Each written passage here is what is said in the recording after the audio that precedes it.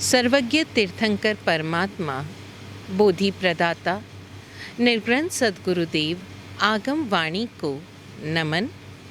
सभी भव्यात्माओं की भव्यता को प्रणाम। जय हो। कोई बात शुरू करें उससे पहले एक प्रसंग शेयर करना चाहूँगी। तो हुआ यूँ कि एक बार एक भाई साहब शॉल की दुकान पर पहुँचे, हैंडलूम की दुकान पर पहुँचे, और वो दुकानदार उनका परिचित था। कारण कि कई बरसों से भाई साहब उसी दुकान से अपने सारी चीज़ें खरीदते रहे थे। तो वहाँ जाकर वो बोले कि मुझे अपनी बहन की सास को एक शॉल गिफ्ट करना है।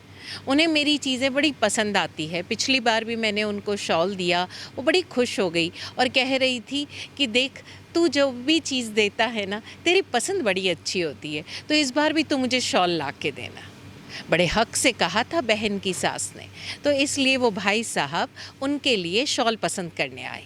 अब दुकानदार को लगा कि जो व्यक्ति खुद के लिए इतनी महंगी चीज़ें खरीदता है, ब्रांडेड चीज़ें, उनको क्वालिटी की समझ है, कपड़े की समझ है, तो जब अपने बहन की सास के लिए खरीद रहा है तो बहुत अच्छी ही खरीदेगा।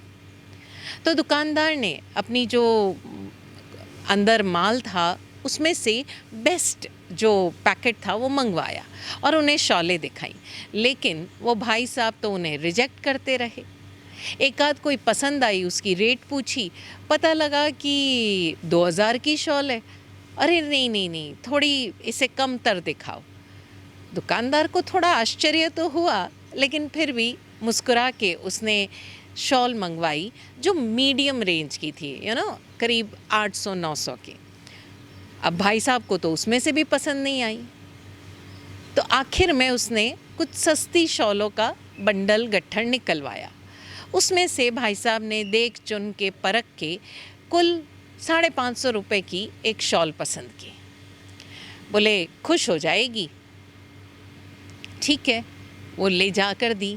और वाकई में वो जो बहन की सास थी वो उस शॉल को पाकर बड़ी खुश हो गई। देखा जाए तो उनके घर भी कोई कमी नहीं थी, वो आराम से महंगी शॉल खरीद सकती थी। उनका बेटा भी उन्हें मना नहीं करता, लेकिन उन्हें अच्छा लगता था अपने करीबी लोगों पर हक अधिकार जमा कर ये कहना कि तुम मुझे ये देना। इस तरफ वो अपना प्रेम प्रदर्शित करती थी, अपना अधिकार जता कर अपना प्रेम प्रदर्शित करती थी।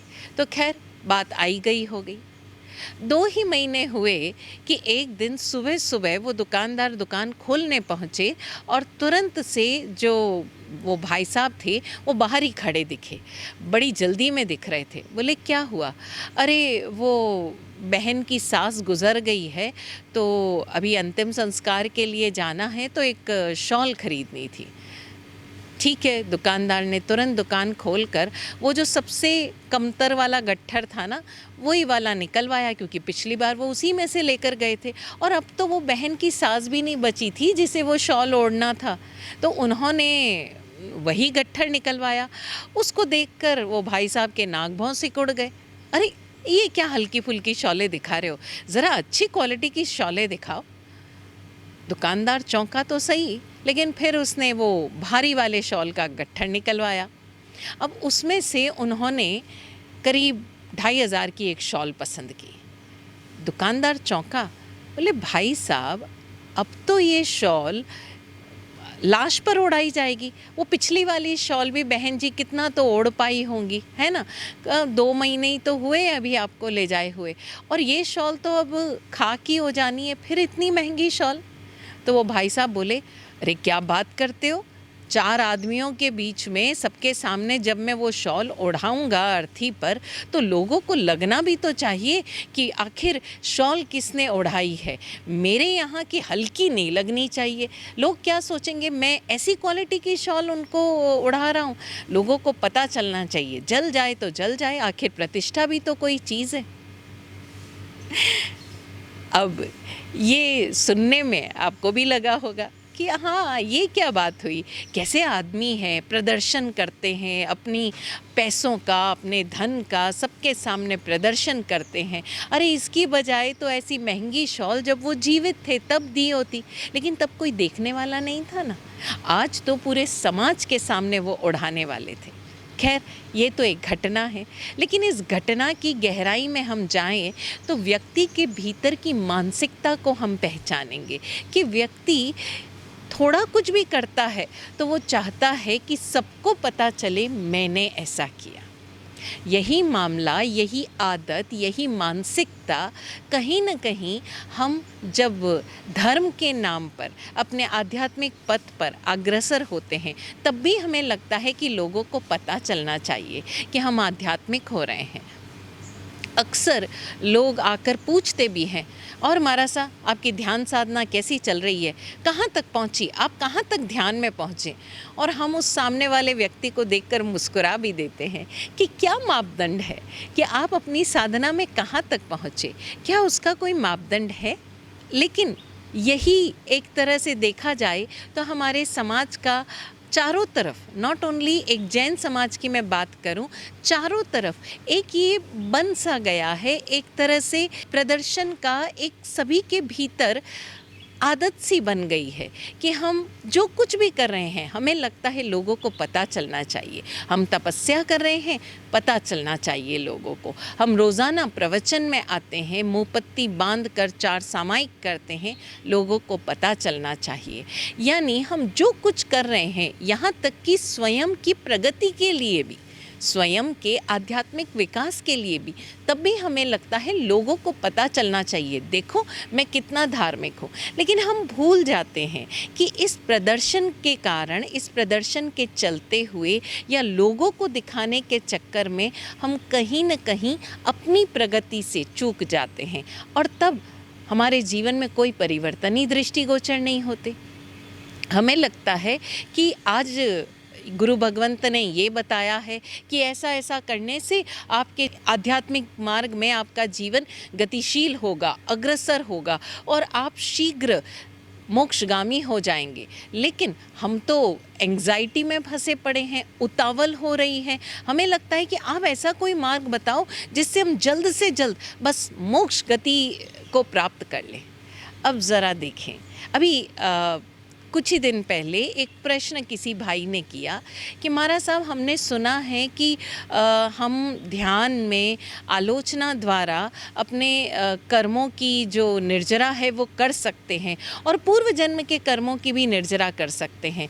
तो आप ज़रा बताइए कि ये आलोचना कैसे की जाती है, तो हम अपने पूर्व जन्म के कर्मों को भी निर्जरित कर लें और अपनी जो गति है वो सुधार लें। तो हमने उस भाई की जिज्ञासा को देखते हुए उसे बड़े प्रेम से प्रतिक्रमण का पूरा प्रोसेस समझाया कि भैया आप शुरुआत करें कि आप रोज़ाना जब सायंकालीन या सुबह प्रातःकालीन जब भी आप प्रतिक्रमण के लिए बैठो तो अपनी पूरी दिनचर्या को मानसिक, वाचिक, कायिक तौर पर देखो, अपने आप को पूरी तरह से प्रतिक्रमण देखो, कहाँ कहाँ आपने अतिक्रमण किया है, कहाँ कहाँ आपसे अतिक्रमण हो गया है, वहाँ वहाँ से अपनी आत्मा को लौटा लाओ, अपने आप को लौटा लाओ और धीरे धीरे गुरु के समक्ष गरहा करते हुए अपने भीतर के उन सारे अनावश्यक कार्यों को वो सिरामी करो, विसर्जित करो। धीरे धीरे अभ्यास पूर्वक आपका ऐसा अभ्यास हो जाएगा कि आप दिन भर में जो भी कृत्य कर रहे हो उसका तुरंत प्रतिक्रमण हो पाएगा। फिर धीरे धीरे अपने उस ध्यान की अवधि को और बढ़ाएं और जो बीता जीवन है यानी कि आपकी जो उम्र के बीते हुए साल है, धीरे धीरे उनका प्रतिक्रमण करो। 1-1 साल का, 2-2 साल का, 3 साल का, इस तरह से करते हुए आप अपने इस वर्तमान जीवन का पूरा आलोचना करो, प्रतिक्रमण करो और अपने भीतर से उन सारे जो भी दुष्कृत्य हैं उन्हें निष्फल करो। और तब आप धीरे धीरे जब इस जन्म का पूरा प्रतिक्रमण हो जाएगा तो आप धीरे धीरे ध्यान के क्षणों में आप अपने पूर्व जन्म के कृत्यों को भी देख पाओगे। और यही जाति स्मरण ज्ञान है। हमने पूरा उनको डिटेल से समझाया, बहुत गहराई से समझाया। सुनते हुए उन्हें धीरे धीरे उनके चेहरे के रंग बदलते जा रहे थे। उन्हें लग रहा था ये तो बहुत ही लंबा प्रोसेस है, ये कैसे संभव होगा, ये कैसे कर पाएंगे। अरे हमको तो आज दिन भर की घटनाएं याद नहीं आती, आप कह रहे हो 4 साल पहले की घटना याद करो, और एक एक घटना, एक एक जो भी आपने कुछ किया है उसको याद करो। ये कैसे संभव होगा? हम तो इतना कुछ बोलते हैं, इतना कुछ सोचते हैं, ये आलोचना कैसे संभव होगी? यही होता है, हम जब हमारे भीतर उतावल रहती है, एंग्जाइटी रहती है कि हम सब कुछ एक चुटकी में कर ले। इतने सारे जो भी हमसे पाप कर्म हुए हैं वो चुटकी में सब कुछ वो सारे निष्फल हो जाएं, हम आलोचना कर पाएँ, हम उन्हें विसर्जित कर पाएँ। हमें लगता है कि हमारे भीतर तो कोई अपेक्षा ही नहीं। अरे जब आप ध्यान में उतर रहे हो, जब आप प्रतिक्रमण कर रहे हो, तब भी भीतर ये अपेक्षा तो है ही ना कि कहीं न कहीं हमसे पाप हो रहा है, हमसे पुण्य हो रहा है, हम क्या कर रहे हैं इसका हमें ये फल मिलेगा। हम तपस्या कर रहे हैं, सामायिक कर रहे हैं, कुछ भी कर रहे हैं, तब भी हमारे भीतर ये अपेक्षा तो है ही कि इसका फल क्या होगा। और हमारे भीतर वो फल जानने की जो उत्कंठा रहती है वही अपेक्षा है। और जब तक हमारे भीतर कोई भी अपेक्षा रहेगी, उसका जो फलीभूत होगा, जो परिणाम निकलेगा, वो कभी भी उचित नहीं हो पाएगा, क्योंकि हमने अपने आप को उन अपेक्षाओं में जड़ दिया। हम कहीं न कहीं उन अपेक्षाओं के मद में, उस अपेक्षाओं के प्रमाद में इतने गृद्ध होते जा रहे हैं कि हम अपनी जागृति से छूट रहे हैं। और तब हमारे भीतर एक कर्ता भाव बना रहता है, मैं ये कर लूँ, मैं ये कर लूँ, मैं अठाई कर लूँ, मैं मांस खमन कर लूँ, अच्छा मैं आयम्बिल कर लेता हूँ तो मेरे इतने कर्म निर्जरित होंगे, मैं वो कर लेता हूँ, मैं किसी को पढ़ाई में मदद कर देता हूँ, मेरे ज्ञानावर्णीय कर्मों का क्षय हो जाएगा, मैं फलां कर लेता हूँ तो मेरे अंतराय कर्म का क्षय हो जाएगा। ये पूरी कैलकुलेशन में उलझे हुए हमें पता ही नहीं चलता कि हम और नए कर्म बंधन कर रहे हैं। और ये नए कर्म बंधन कहीं न कहीं हमें इस जीवन में, वर्तमान में भी सुकून नहीं दे पाते, शांति नहीं दे पाते। आत्मज्ञानी पूज्य विराट गुरुदेव अपनी पुस्तक दिव्य बोध में कहते हैं कि आप जागृति के क्षणों में, प्रज्ञा के क्षणों में, निरपेक्षता के क्षणों में और विश्राम के क्षणों में, यानी अकर्ता भाव में रहते हुए आप जो कुछ भी करते हैं वो सुंदर, सुखद, निर्दोष और कल्याणकारी होता है। भले ही वो संसार के मायने में, यानी देखने के मायने में, लोगों के नज़रिए में तथाकथित धर्म क्रिया ना हो, जिसे हम धर्म क्रिया मानते हैं, यानी सामायिक, पूजा, माला, स्वाध्याय या तपस्या या कोई भी और क्रिया जिसे हम अपनी उस धर्म क्रिया की लिस्ट में रखते हैं, भले ही वो उस धर्म क्रिया की लिस्ट में ना हो, लेकिन वो सुंदर, सुखद, निर्दोष और कल्याणकारी होगा। जहाँ हमारी कोई अपेक्षा नहीं होगी, हम जागृत होंगे, हम समझकर अपनी उस प्रज्ञा के द्वारा कुछ न कुछ जो भी कर रहे हैं वो हमारे लिए कल्याणकारी होगा, निश्चित रूप से।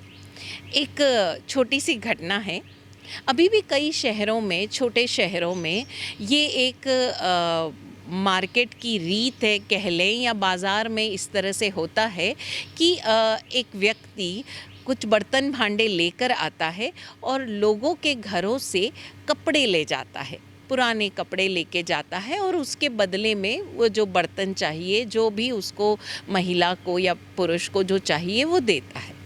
तो ऐसे ही एक बार एक महिला उपाश्रय जाके आई थी, वहाँ उसने सामायिक वगैरह किया और अपना जो भी नित्य कर्म है वो किया, और घर आकर अपनी बेटी को डांट रही थी कि तुम ज़रा देर भी जाते नहीं महारासा के पास, तुम जाते नहीं, पूजा पाठ नहीं करते, कुछ तो होना चाहिए। अरे ये जीवन तुम सिर्फ पाप ही करते रहते हो, कहीं कोई पुण्य कर्म अर्जित करने का तुम कोई मौका ही नहीं देते अपने आप को, ऐसा कोई अवसर ही तुम्हारे जीवन में नहीं है। तो इतनी देर में वो बर्तन वाला वाला आवाज़ देते हुए आया। तो महिला ने उसे कहा रुक बैठ, और अंदर जाके लेकर आई, 2 साड़ियाँ लेकर आई। अच्छी खासी साड़ियाँ थी। तो महिला ने बर्तन देखे और बोला कि मुझे ये एक टब चाहिए। जो भी बर्तन था, टब था, भगोना था, जो भी था, मुझे ये चाहिए। अब काफ़ी देर तक दोनों के बीच मोल भाव लगा। उस भाई ने कहा कि बहन जी, चाहे कुछ हो जाए, ये बहुत महंगा है, मैं ये 2 साड़ी तो मेरे को बिल्कुल नहीं चलेगी, मुझे कम से कम 3 साड़ी चाहिए, वरना आप ये टब वापस दे दीजिए। तो महिला अड़ी हुई थी कि नहीं, मैं तो ये 2 ही साड़ी दूंगी, 3 नहीं दूंगी। अरे एक ही बार तो पहनी हुई है, बिल्कुल ही नहीं, देखो कितनी नई है, अभी फैशन की है, तुम्हें अच्छे दाम मिल जाएंगे, तुम तो बस ऐसे ही कर रहे हो। और ये काफ़ी देर तक वो बिटिया देख रही है, हाँ, वो काफ़ी देर तक ये मोल भाव चल रहा है। अब जब वो मोल भाव चल रहा था तो बर्तन वाले को बिल्कुल नहीं समझ में आ रहा था। उसने वो टब उठाया और अपनी गठरी बांधने लगा। इतने में ही एक बिल्कुल अर्धविक्षिप्त सी महिला आई और कुछ खाने की मांग करने लगी। उसके शरीर पर जो साड़ी थी वो इतनी चिथड़ा हो चुकी थी कि आप उसे साड़ी ना ही कहो तो बेहतर होगा। यहाँ तक कि उसके बदन भी पूरी तरह से ढका हुआ नहीं था, बहुत ही ख़राब हालत में थी। उसने कुछ भोजन के लिए मांगा तो उस महिला ने बड़ा मुंह बिचकाया उसको देखकर, क्या बीच में आ गई। उसका जो भी वो मामला था वो तय नहीं हुआ। तो उसने बर्तन वाले को इशारा किया और अंदर जाके रात की बासी कोई 2 रोटी पड़ी होगी और कोई थोड़ा सा कुछ सब्ज़ी का भी कल का पड़ा होगा, वो लाकर उसको बड़ा मुंह बिचकाते हुए ऐसे ऊपर से दिया, जैसे पता नहीं अगर वो गलती से छू भी गई तो इनका पाप हो लग जाएगा, या जैसे इनका जीवन गड़बड़ हो जाएगा। तो महिला जैसे तैसे वो 2 रोटी लेकर वहाँ से चली गई। सूखी हुई सी रोटी थी। उस व्यक्ति ने उस महिला को देखा और वो जब चली गई तो महिला ने, जो ये गृह स्वामिनी थी, इन्होंने कहा बोलो, अंतिम बार पूछ रही हूँ, ये 2 साड़ी के बदले ये टब दे रहे हो कि नहीं दे रहे हो। उस बर्तन वाले ने कुछ नहीं बोला, टब दे दिया उस महिला को, 2 साड़ी ली और अपना सब बांध कर चला गया। वो महिला बड़ी खुश हुई, देखा आज मैंने क्या बढ़िया मोल भाव कर लिया। वो 3 के बिना अड़ ही नहीं रहा था। इस तरह से गृहस्थी चलती है, इस तरह से काम होता है। वो अपनी बेटी से बात कर ही रही थी और बेटी जो थी वो खिड़की के पास बैठी थी और खिड़की से वो रोड सामने दिख रही थी। तो उसने देखा कि उसकी बेटी की नज़र कहीं और है।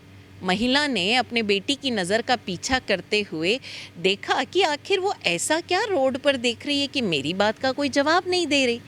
तो उस महिला ने देखा कि जो वो बर्तन वाला भाई था, वो बर्तन वाला बंदा था, उसने चुपचाप, जो अभी उसने 2 साड़ियाँ दी थी, उस साड़ी में से एक साड़ी, वो जो अर्धविक्षिप्त महिला निकली थी ना, वो पागल सी भिखारिन, उसको चुपचाप वो एक साड़ी वो दे रहा था और वो किसी तरह से अपना बदन ढक रही थी। बेटी के चेहरे पर एक मुस्कान थी और गृह स्वामिनी की हालत आप सोच सकते हो। उसको काटो तो खून नहीं। वो अपने हाथ में लिए हुए टब को देख रही थी कि मैं क्या कर रही हूँ। और सच, उस बिटिया के भीतर भी ये प्रश्न आया होगा कि ये क्या हो रहा है। अब समझ में आया कि लास्ट में उस बर्तन वाले ने बिना कोई मोल भाव किए, ना नुकुर किए, क्यों वो 2 साड़ी ले ली और उसको वो बर्तन दे दिया। अब कहीं उससे वो व्यक्ति, शायद उस बेटिया को वो व्यक्ति ज़्यादा धर्म करने वाला, ज़्यादा धार्मिक नज़र आ रहा था, क्योंकि उसने जो किया था वो जागृति पूर्वक, बिल्कुल निरपेक्ष भाव से वो एक साड़ी निकाल के देती। ना वो उस महिला को जानता था, ना उसे कहीं भीतर ये ख्याल था कि मेरी इस कमाई में से मैं इसको ये दूंगा तो मेरा समाज में कितना नाम होगा या मैं 4 लोगों को बताऊं। ये ऐसा कोई भाव नहीं था। वो अकर्ता भाव से मात्र अपना कर्म कर रहा था। निश्चित रूप से ये कर्म उसके लिए कल्याणकारी ही होगा, लेकिन ऐसा उसने सोचा नहीं कि ये कर्म कल्याणकारी होगा।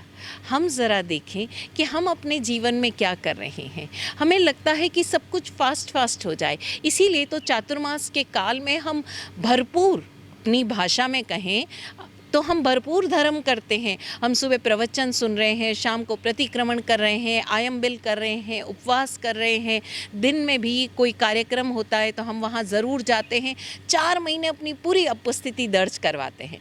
लेकिन ज़रा अपने जीवन को देखें तो कोई फ़ायदा होता नज़र नहीं आता, कोई परिवर्तन नहीं दिखता। कई बार तो बिज़नेस में भी नुकसान लग जाता है। तो लगता है ये क्या हुआ, हमें इतना धर्म करते हैं फिर भी हमें बीमारी आ गई, हम इतना धर्म करते हैं तब भी हमारे तो बिज़नेस में कोई फ़ायदा ही नहीं हो रहा, उल्टा नुकसान हो रहा है, हमारे घर में भी कलह क्लेश बढ़ता जा रहा है। फिर हम चल पड़ते हैं किसी दूसरी तरफ, कोई और महाराज सा मिलेंगे, कोई और गुरु भगवंत मिलेंगे, हम उस तरफ चले जाएंगे। और कई लोग तो ऐसे भी हैं कि जिन्हें इन सब से कोई फ़ायदा होता या भीतर कोई परिवर्तन होता नज़र नहीं आता, तो वो लोग क्या करेंगे, दूसरे धर्मों की तरफ आकर्षित होंगे। अब देखिए कुछ लोगों को हम देखते हैं भगवत गीता की क्लास अटेंड कर रहे हैं और बड़ा खुश होकर बताते हैं आजकल महाराज साहब हम भगवत गीता को पढ़ रहे हैं। अब वो गड़बड़ कर रहे हैं।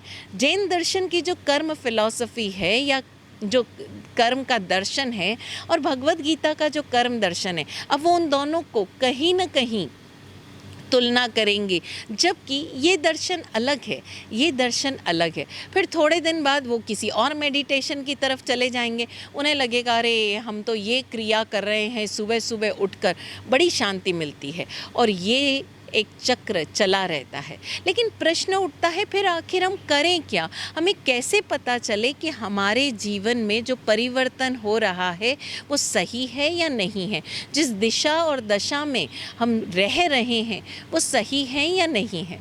इसका जवाब भी आत्मज्ञानी पूज्य विराट गुरुदेव देते हैं।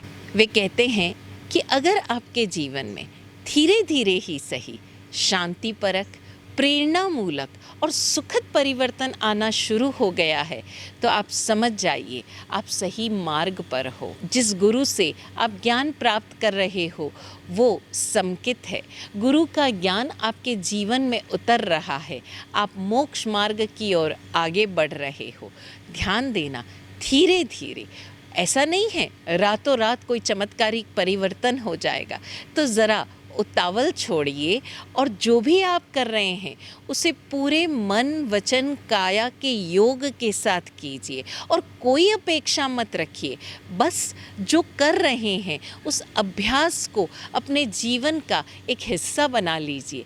आप देखेंगे कि आपके जीवन में धीरे धीरे ही सही लेकिन परिवर्तन हो रहा है, और वो परिवर्तन आपको प्रेरणा दे रहा है कि आप और इसी दिशा में आगे बढ़ते चले जाएं। अपनी उस प्रेरणा को जगाए रखिए और देखिए ये शांति, ये सुखद परिवर्तन आपको धीरे धीरे जीवन में उस मोक्ष गति की ओर अग्रसर कर देगा। और ये मोक्ष गति की ओर अग्रसर होना आपके जीवन में हो रहे सुखद परिवर्तनों का ही एक रिफ्लेक्शन होगा। और आप देख पाएंगे कि मात्र आध्यात्मिक क्षेत्र में ही नहीं, आप जीवन के हर क्षेत्र में प्रगति कर रहे हो। लेकिन उसके लिए धीरज धरिए, धैर्य रखिए और जिस दिशा में आगे बढ़ रहे हैं उसी दिशा में आगे बढ़िए। हाँ, अगर आपको लगे कि इस दिशा में आगे बढ़ने से मेरे भीतर कहीं ना कहीं एक कैलकुलेशन आ रहा है, कहीं ना कहीं एक उतावल और ज़्यादा आ रही है, मैं कहीं ना कहीं मोल भाव में जा रहा हूँ, कहीं ना कहीं लेन देन के मामले में उलझ रहा हूँ और मेरे भीतर कोई परिवर्तन नहीं हो रहा है, मैं मात्र बोल रहा हूँ, मेरी सोच में, मेरे व्यवहार में, मेरे भीतर की मनस्थिति में कोई परिवर्तन नहीं हो रहा है, तो समझ लीजिए ये मार्ग आपके लिए नहीं है। आप दूसरे मार्ग से आगे बढ़िए और धीरे धीरे आपको अपना वो सम्यक मार्ग मिलेगा ही। सद्गुरुदेव की कृपा से ऐसा ही हो। ओम शांति।